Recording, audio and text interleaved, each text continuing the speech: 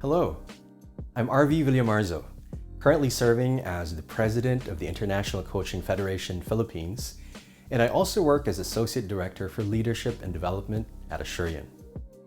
In the short video, we're going to explore how you can build a powerful personal brand.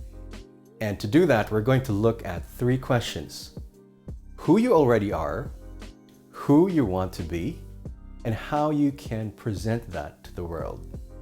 So let's start. For most people, the subject of branding is largely a marketing concept. And thousands of online courses have sprung up recently, and they give you a lot of information on how to create brand awareness and recall. But decades before online marketing tools were invented, Japanese car manufacturers like Toyota and Honda were quietly making a name for themselves. What that tells us is that the process of building a brand goes beyond marketing. At the very core, the product is known for something. It built its reputation after decades of consistency. So how do we apply that to creating your personal brand? First, let's begin with an idea that may come as a shock to some people. Whether you like it or not, you already have a personal brand. So wherever you are, in school, in your family, in the communities that you're a part of, you are already known for something. You already have a reputation. Maybe you're known for your athletic skills, or maybe you're the singer or musician in the family. Maybe the expert that a lot of people ask whenever they have questions. However, there are also reputations that are not so good. Maybe some people are known for something that's not flattering.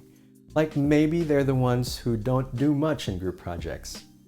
Maybe they're the ones who are frequently absent or late or distracted. Over the years that you were in school, you created who you are in the minds of the people you interacted with. And by default, that is your brand. That is who you already are. So the first question that you must answer is, who are you?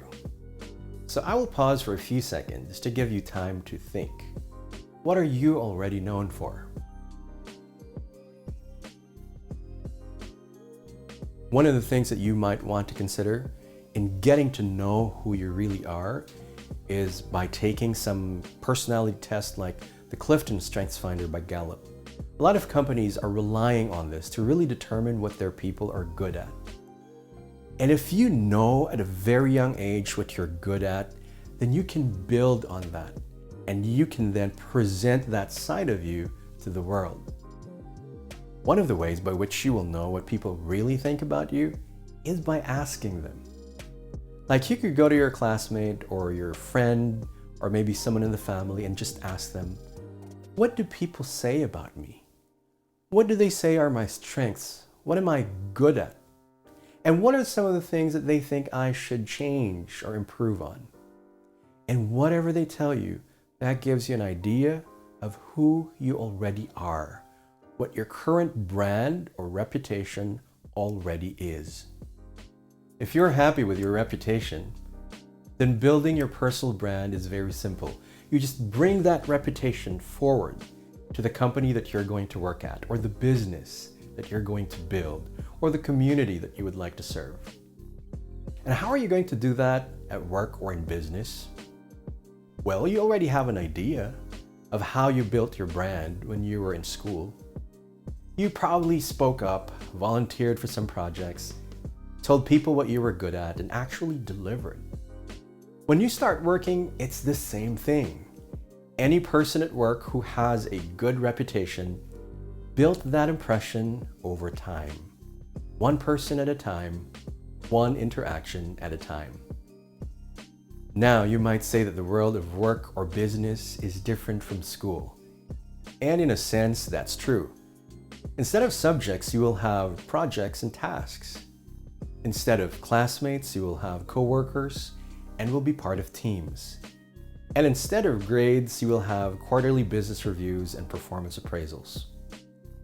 Overall, the structure may be different, but the human relationships underneath that structure will be the same.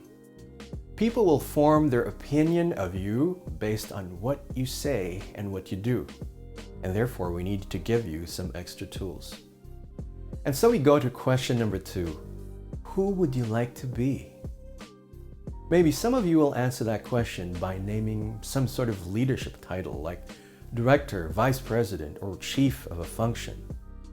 Maybe some of you will answer that question by imagining the size of your team or the amount of money that you'll be earning. But I'd like to ask you to think a little bit deeper than that. Titles may change, the size of your teams may change, how you will earn or get paid may change. I'd like to ask you to think of what you would like to be known for at the very core. For example, when people say Toyota, the word that comes to mind is reliability. For Nike, just do it. For Coca-Cola, it might not even be a word, just a feeling. When people think of you or hear your name, what would you like them to immediately think or feel? That's the personal brand that you would like to create and work towards achieving.